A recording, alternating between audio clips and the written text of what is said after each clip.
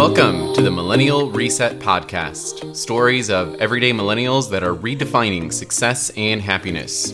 Those that have decided to face those subconscious limiting beliefs head on and take the path less traveled to hit reset. Stories that inspire you to take the leap to pursue the passions, dreams, and goals of your inner child and not the expectations of society. If you're new here, welcome. You found your people. I'm your host, Peter Goose, burnt out millennial turned human design and mindset coach, and it's now my mission to create a space to have the conversations out loud around millennial burnout and mindset and inspire and empower my fellow millennial besties to decondition from the programs that keep so many of us stuck and rediscover your most authentic identity, or in other words, the Millennial Reset. And I'm so glad you're here.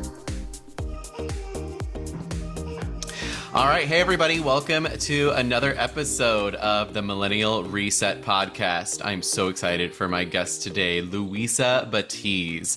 Luisa has an amazing Millennial Reset story. She left the world of corporate, and now she is out in Honduras building her own eco-sanctuary off-grid Airbnb for other folks that are ready to disconnect and return back to yourself. So I'm so excited to hear this story and share it with y'all today. Luisa, welcome to the Millennial Reset podcast, and thank you so much for joining us. Thank you so much, Peter. It is such an honor to be here having this conversation with you. When I saw your TikTok, I was like, yes, I feel all of this. Yes, like, why are people still doing this? Like, this is a scam. Yup. This is a scam. The scam is the work-life thing, like work-life balance. Like, what is that? That's a whole nother conversation for another Yeah. day. The conversations are happening, though. It's a starting point for sure. Listen, we're in the beginning of that whole world and journey. Yup, exactly. Well, speaking about journey, you have had quite the journey, my friend. And before we dive into your full story here, let's just kind of set the foundation. When you think about like your Millennial Reset, the Millennial Reset is all about redefining success and happiness, stepping back into your most authentic identity. And when you think about your identity today, like who is Luisa? What makes up your identity today? So today I am a human being, like really focused on being and not so much of a human doing. I think before in the past, like my entire life was centered around my career, the things that I was doing. Like I basically put all my value in my productivity.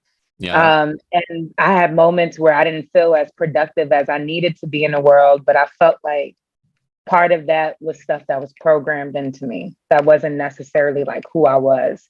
And so I've been on like a journey for like the last like 5-6 years and really trying to figure out like, who am I as a human being, you know, and what kind of impact do I want to have in the world? What kind of world do I want to actually live in?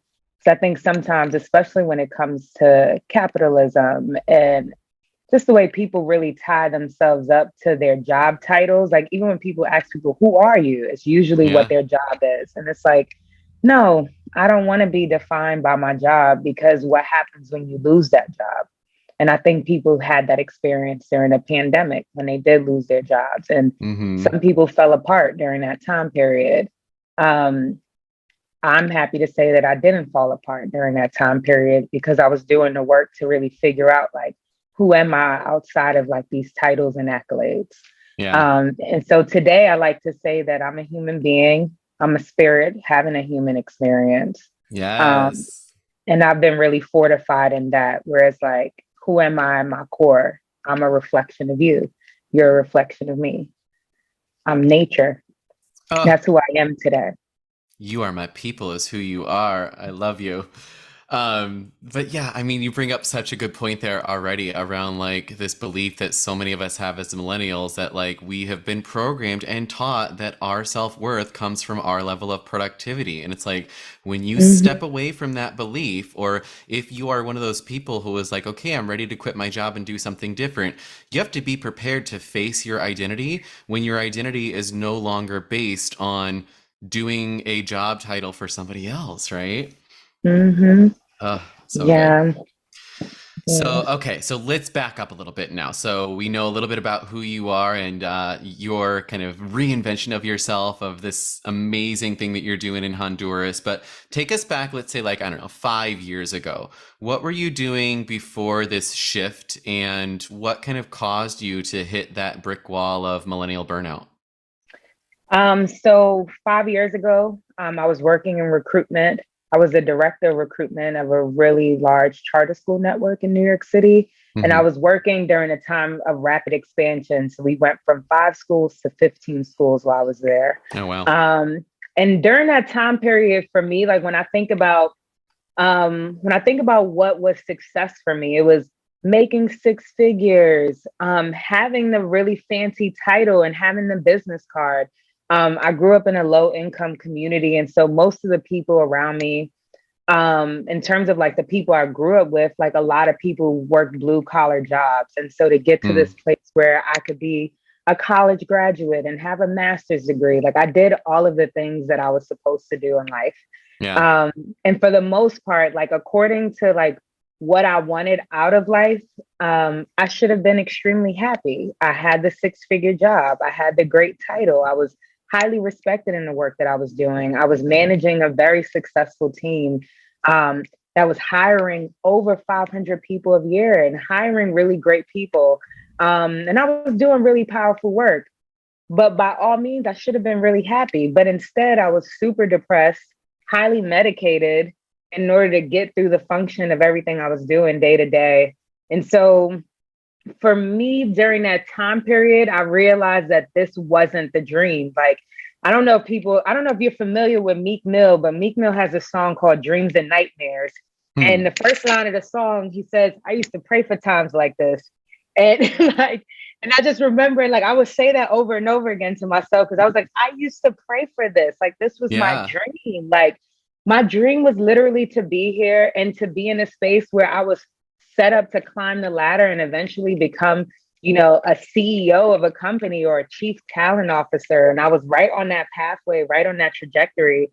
And I just had like a moment where I was like, this is not the life I want for myself. I'm absolutely depressed. Um, there's just so much pressure on me, and I don't even know why I have all of this pressure on me.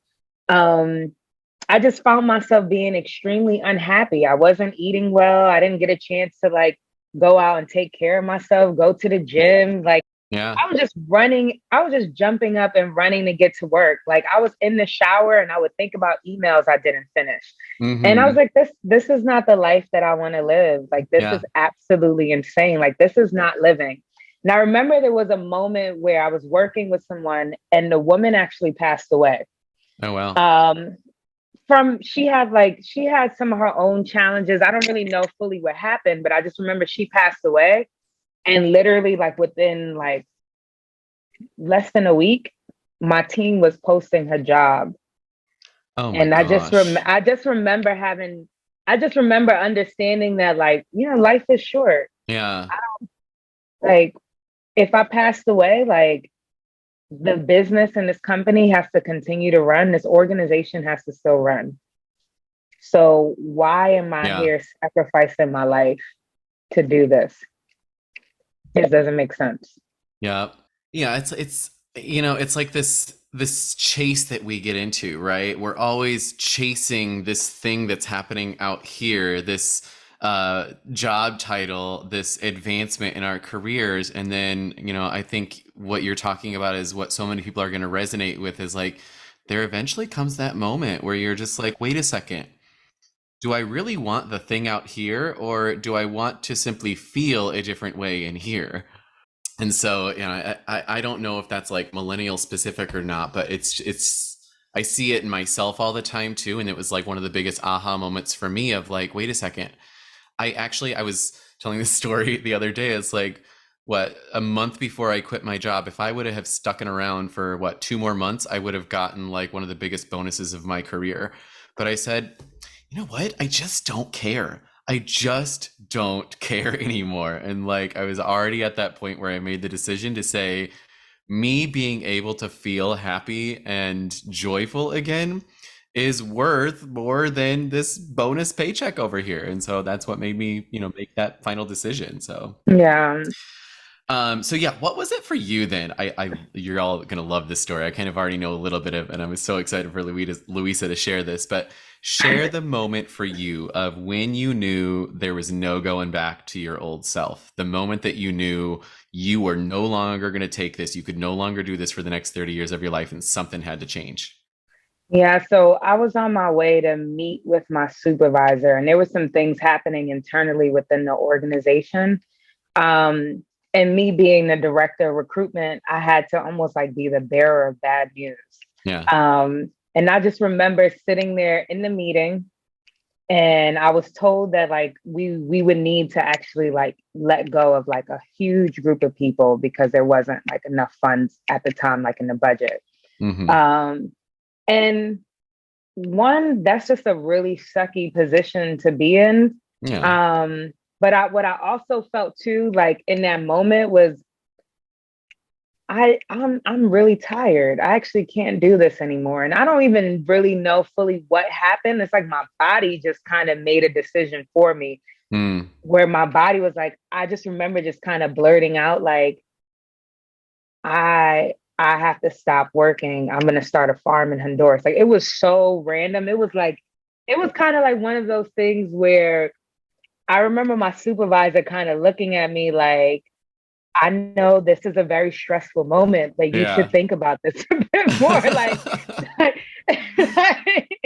I know this is a lot to take in, but what? Like you want to leave and start a farm? Like you don't even know anything about farming. What do you mean? Like you want to get up and start? Like what? What You're is like, going nope, on too here? late. The words have come out of my mouth. We're not going Yeah, back now. yeah. It was just one of those things where I just kind of like my body just kind of took over, and it was like, Yeah. no, you can't do this anymore. I think I was already coming on possibly like 2 days of like sleepless nights. Yeah. Um, what I also felt for myself is I felt like I had to constantly wear a mask and hide like who I was as a person. Like I don't feel like I had space to be my full authentic self. And I think especially when people are navigating roles, especially when they're in like leadership roles, there's just like a certain way you have to carry yourself at all Yeah. times, especially when you're a leader. Um, and I think that's important to be able to carry yourself in a certain manner. But for me, it was just becoming so daunting to have to constantly wear a mask the whole Yeah. time. Like I was like, I don't even know who I am anymore. But in that moment, sitting across from my boss, like my real self came out and it was just like, you can't do this anymore because if you continue doing this, like you're going to literally die if you keep doing Mm-hmm. this. At least that's what it felt like in my body, where Yeah. I couldn't do any more sleepless nights. I couldn't do any more. I couldn't read over my emails 1,000 times to make sure that all of the grammar was correct, to make sure that whoever was reading the email, it didn't come off too aggressive. Like, I was like, I Yeah. can't do this anymore. Like, I am literally like having a panic attack over Yeah. emails Mm-hmm. and how I might be perceived in an email. Like, this is crazy. Yeah. This is It's not my life. right. It's one thing when like you're experiencing burnout from like the toxic work culture or toxic people that you work with, but it's almost like a whole other level when you go through that identity crisis where it's like your identity no longer matches what you're doing. It's like who you are and what you do no longer make a match.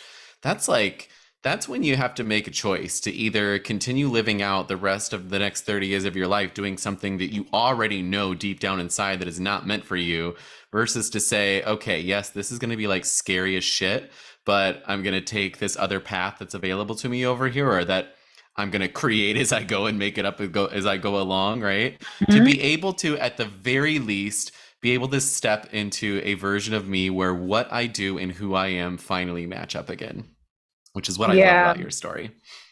Yeah, I do want to add too for people that are listening.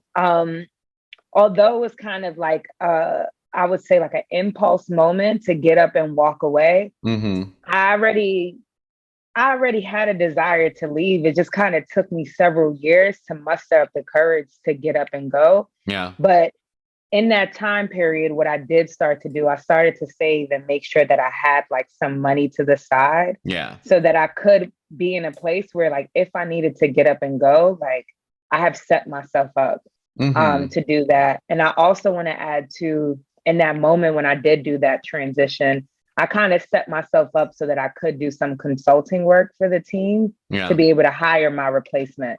So I just want to share this too for people that are in a space where they do feel burnt out. Like, at least for me, like I knew that I needed to have like some form of security around me. Yeah. And so like if you're in that place, begin to build security around yourself so that you can feel comfortable enough to get up and go, whether it's by impulse or whatever, but have some security around you. Exactly. That's what you need. It's still going to be scary as shit to take the leap, right? But at least it becomes a little bit less scary when you know you have at least some sort of safety net to back you up until you can kind of really step into that new version of you, right? Yeah.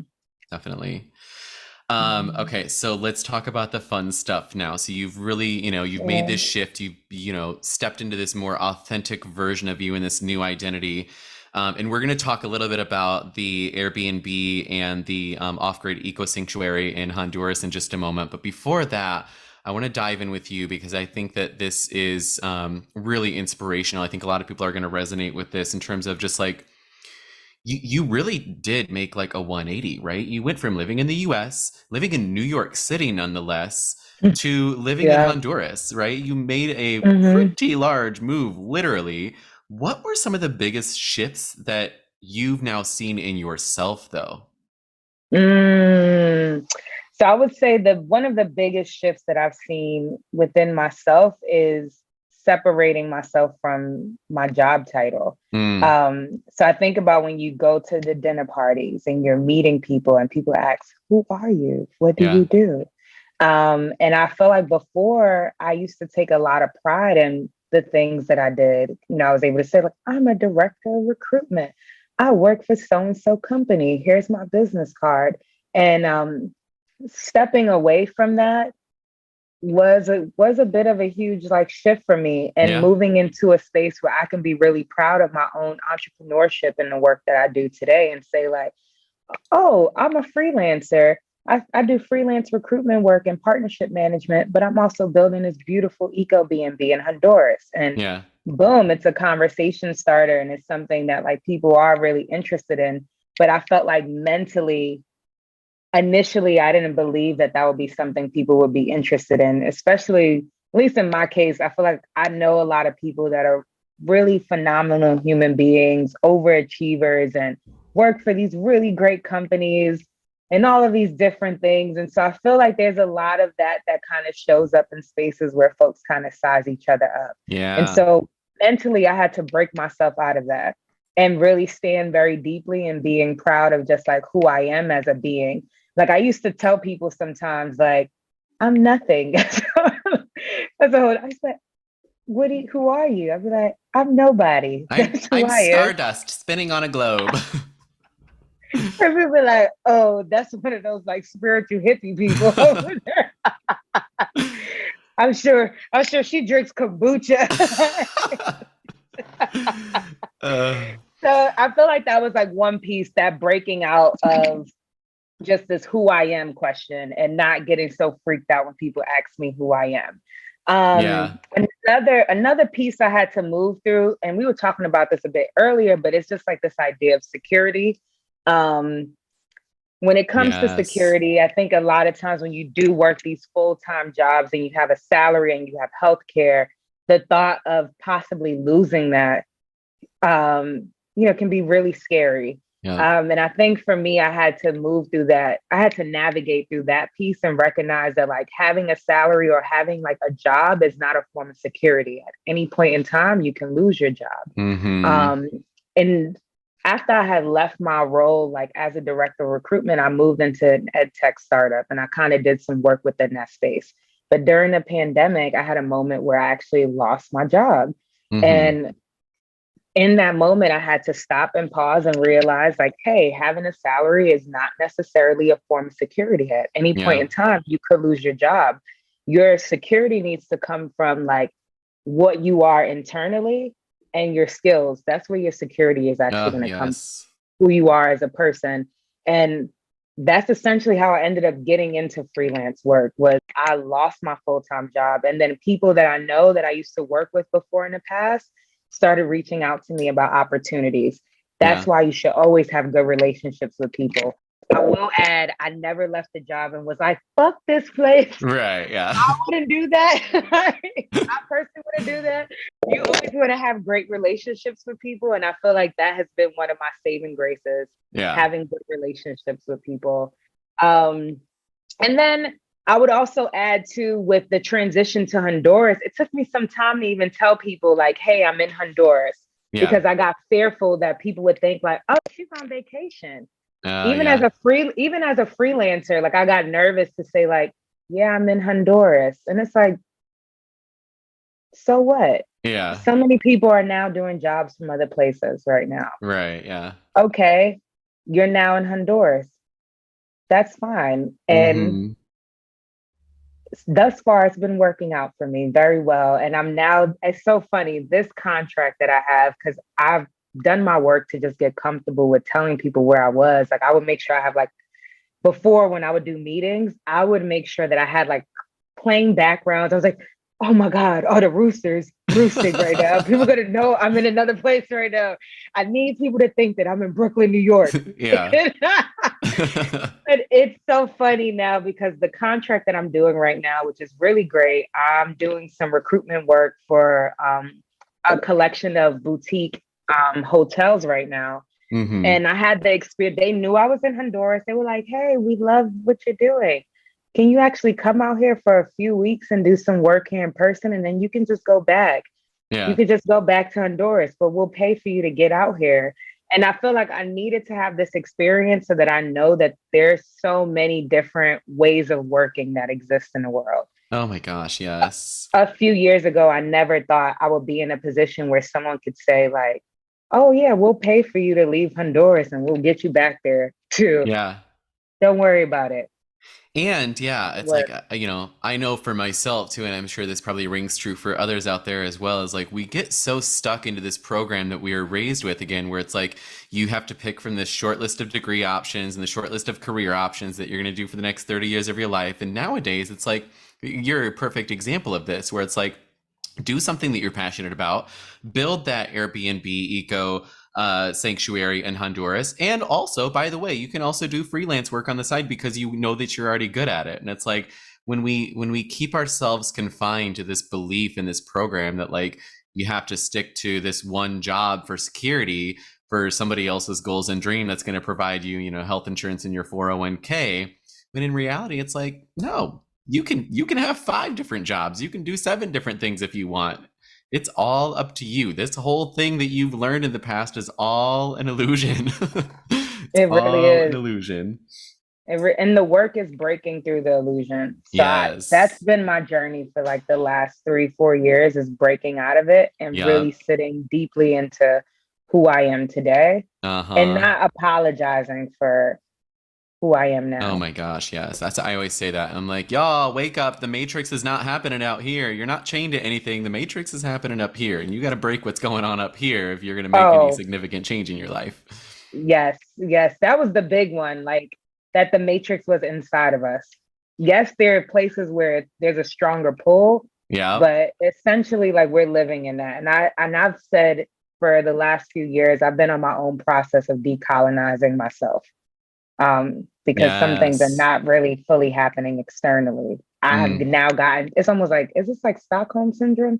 I'm not sure if I'm even saying the right term, but I basically have become my own oppressor a little bit. Oh my That's a whole gosh, nother yeah. conversation You're for another so day. right. There you go. That's a whole other podcast episode right there. We could spend a few hours talking about that.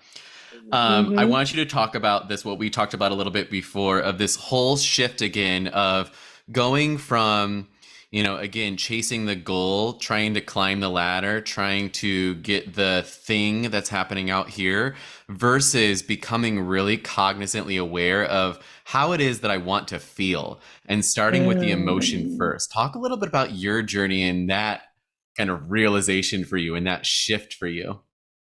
So for me, what I realized, so initially I was working as a director of recruitment before I went to an ed tech startup. And I remember there was a point in time where I was like, I just want more freedom. You know, I want to have location freedom. I want to be able to go to Mexico and do work. Mm-hmm. And so it just so happens that, like, because I was saying this, I manifested a job that was remote. And this was pre-pandemic. So I started Mm. working remote and working on Zoom, and I had freedom and I had the free time. But then I realized, because I was already kind of like in this pattern of overworking myself in order to prove that I was worthy of being in a space, that I was just kind of recreating some of the same structures that I was trying to move away from.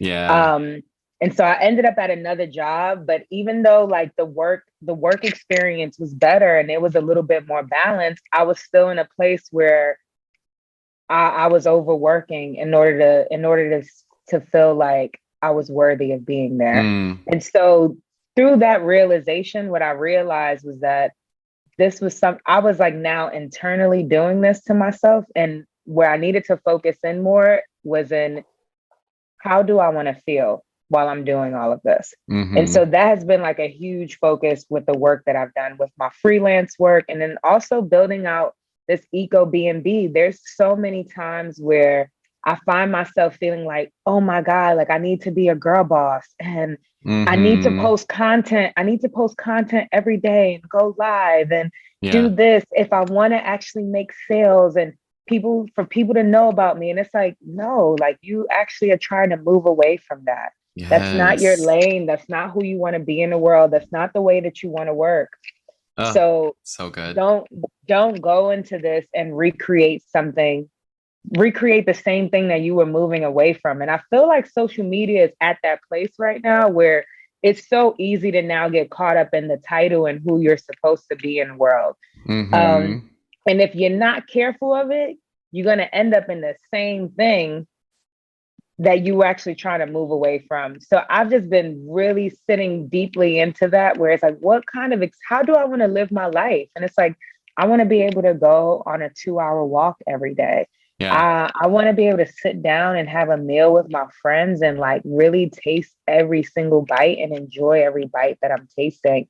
I want to be able to answer emails and not have a panic attack while I'm answering emails. Like I just want Mm-hmm. to I want to answer them with ease. I want to answer them with love and not feel like I need to wear a mask or say things within a certain manner. Yeah. I want to continue to be respectful and continue to be loving, but I want to have a slower pace of life. Nothing is that deep. And Yeah. that's where I sit with. I'm like, nothing is that deep. The things will get done. Yeah. Um, and I feel like for me, spending time in Honduras has really moved me into that space. And just in general, like one thing I noticed, especially being abroad and in Latin America, between 12 and 2 o'clock, don't expect shit to happen because Oh people yeah. are doing siesta. And I had Oh. to learn to calm myself down because I would have moments with my contractors where I'm like, oh my God, like I told people that the junior suites were going to be ready by March and it's not done. And it's like, yo, people are taking care of their families. Yeah. People are sitting down eating meals. Like, Oh man. Can leave you that New imagine? York City stuff over there. Right? I was gonna say, like, can you just imagine if that shit were to come to the US? Like, all right, everybody, time to put it on your calendar from 12 to 2. It is siesta time. We are not doing a damn thing. Oh, how we would Oh, our entire world would be completely different. Oh, oh, I, one I think day. people would be less stressed, but also to like that initial shift, Oh yeah, nobody would actually be able it's to do it. hard. We would all sit down and try to rest, and we'd be like, "Wait a second, why am I not doing anything right now?" I am not worthy. Yeah, my I'm self not worth is worthy going of down the rest. drain. Okay, so I know here's the question that I'm dying to know, and I'm sure everybody else is dying to know. Right? Let's get into like what does a day in the life look like for you when you are in Honduras and you are in this beautiful sanctuary? I looked on your website, you are like what, just a few blocks from the beach. You have these Yes. beautiful environments all around you. Like, walk us through, besides siesta time, what does a typical day look like for you now? Yeah. So typical day, I usually wake up without an alarm. Mm, I wake up naturally. yeah. So I'm getting up around like 5, 6 o'clock in the morning. I usually hear roosters, and that's the first thing that's waking me up. Now when I get up, instead of like feeling anxiety around like, oh my God, did I answer an email? I actually first start off with gratitude, and I thank God that I woke up this morning. And I Mm-hmm. just kind of lay in my bed and I just feel like the sheets, and I'm like, oh, these sheets are so nice. This bed is so nice. Oh, you just gave me the chills. It's gotta be like, oh, this feels so nice. I get up slowly, I go and I take a shower. Then I go and take a walk, and I go walk to the beach. Mm. I come back and I make a smoothie when I get back in. I might do some movement and do some yoga. And then from there, like I usually start my mornings pretty slow. So I would say I'm dedicating about like 2 to 3 hours to just myself and getting myself mentally well. Yeah. And then from there, I open up my computer, I'll do some freelance work, whatever I have going on. Yeah. If I have to do some work for the website, I'll do some work on the website. I'll connect with different folks and people that could be potential clients. But I allow myself to do, when it comes to just like time on a computer, I'm doing about 2 to 3 hours on the Mm-hmm. computer. If there's some extra stuff I might need to do, maybe 2 to 5. But then after that, I take another walk. I go walk back to the beach, or I walk through this area that I call the Enchanted Forest. Oh, I And think I I've seen come this on your back. TikTok. Yeah, I walk through the Enchanted Forest.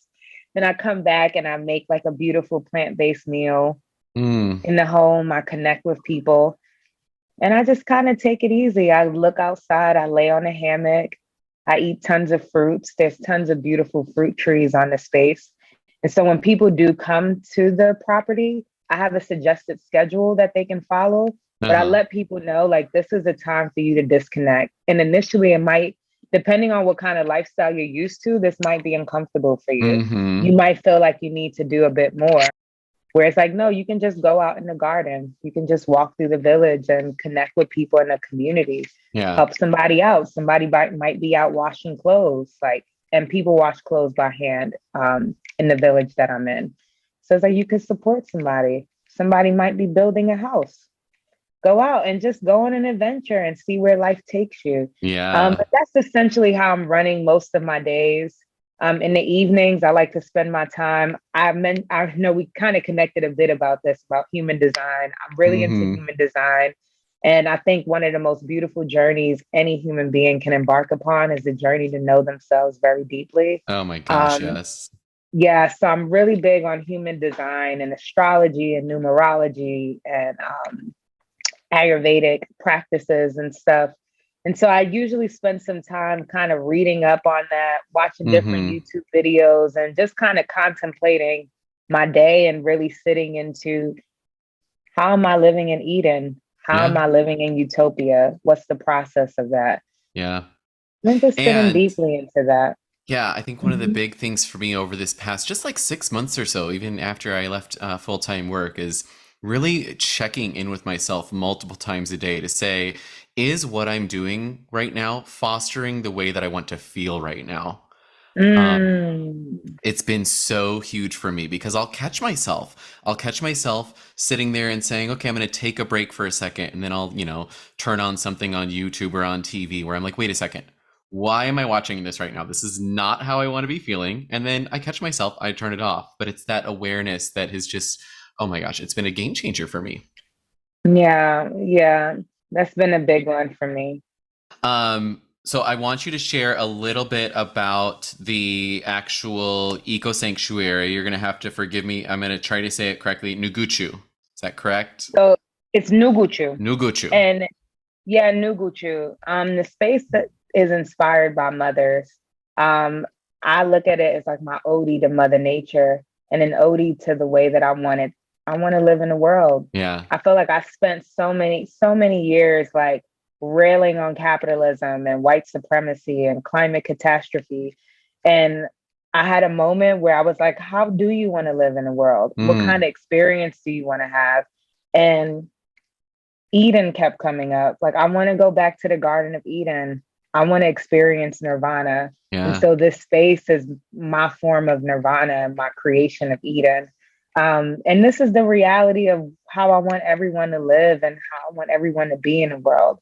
So I think there's a moment where you could spend a lot of time kind of just like complaining and spending huge amount of space in the problem. I want to spend my time living in the solution. Oh, Um, yes. and so this space is a form of being in the solution. And so I think a lot about when people go out and travel and they go to different places, it's often like you travel because you're trying to disconnect from your old life, Yup. but you're also in a space where you are being served when you come into that location. Mm-hmm. When I created this space, I created it from a place of what would it look like to do slow travel, but then to also be in a space where you are giving, but you're also receiving. I And so love that. anytime, yeah, so it's like anytime people show up to the space, like you're also supporting indigenous communities when you come to the space. It's Yeah. located in an indigenous village. I'm an indigenous woman myself. Um, everything that was built within the location, it was built very thoughtfully, but it was also from a space of creating opportunities for folks that are in the village. Yeah. And so I know a lot of times when people do think of Honduras, people don't often think about the beautiful nature that's there, the beautiful beaches, the beautiful people. A lot of it Mm-hmm. is rooted in poverty Yeah. or immigration and all of these different things. And I feel that part of the reason like a lot of this stuff exists is because we're not in a place where we're giving and receiving in a balanced way. Yeah. And so my hope is that when people do show up to the space, that they're one, like taking the time to disconnect from their world, but then you're also giving. You can go to like a huge, large resort and have a wonderful time there. But if you like really sit down and you talk to the people working at the resorts, especially when you go to Latin America, you'll realize that people are not actually getting paid living wages Yeah. when they're there. You'll also realize that even a lot of the food and stuff like that, it's not coming from local farmers. It's not coming from local spaces. And right Mm-hmm. now, for every $100 people spend abroad, usually only five of those dollars go back to local communities. Oh, wow. Um, so part of my work with building this is, yes, it's a place to retreat. It's a place to disconnect, but you're also giving back to communities too. Yeah. You're supporting local people.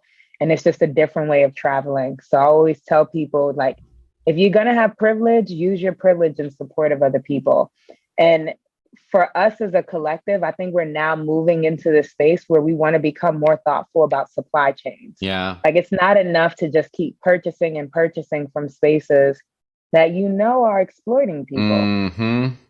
Like, I hate Carnival cruises. Like, that's, I'm sorry if you were ever looking for them to be a sponsor. I'm sorry.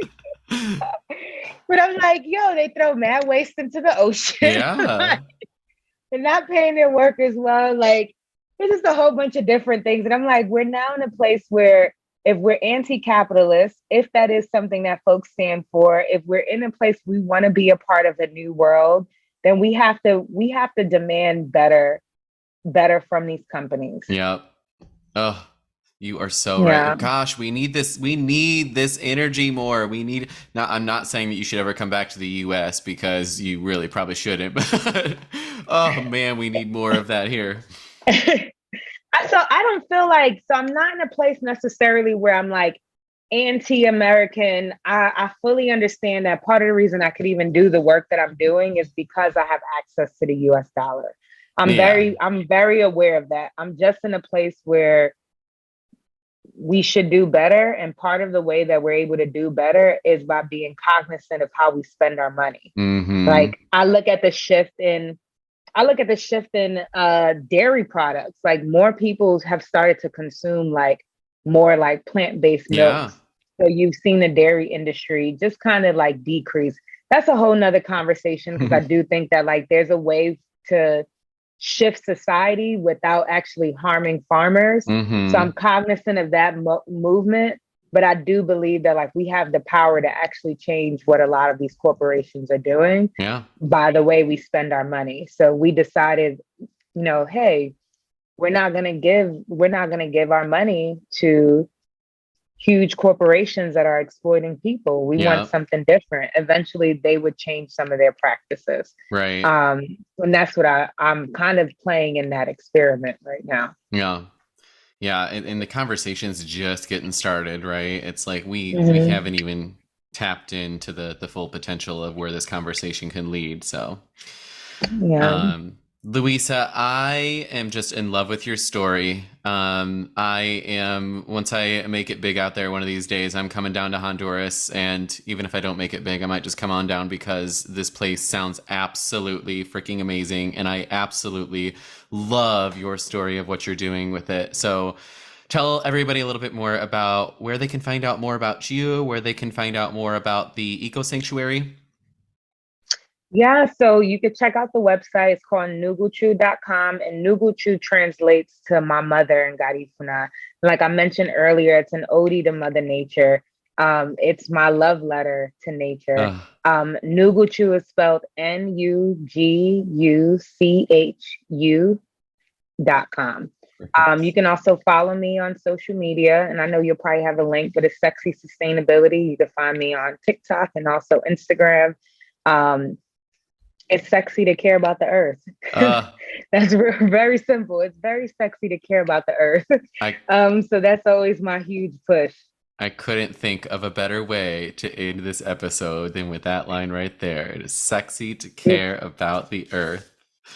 Luisa, we're Yes. going to make sure to put that up, the links to your social media pages as well as the website. We'll put it up with the podcast so people can easily find you. But just want to thank you once again. Your energy, your spirit is so infectious and so inspiring. And I am really looking forward to seeing where this journey takes you next. So thank you so much once Uh, again. Thank you so much, Peter. The feeling is mutual. The work that you're doing is it's needed right now. And I feel like we're kind of like in the beginning of what I jokingly call, like, I think people are saying this, but this is new earth energy, where it's like Yeah. we're now kind of starting the precipice of like the 4 hour work week.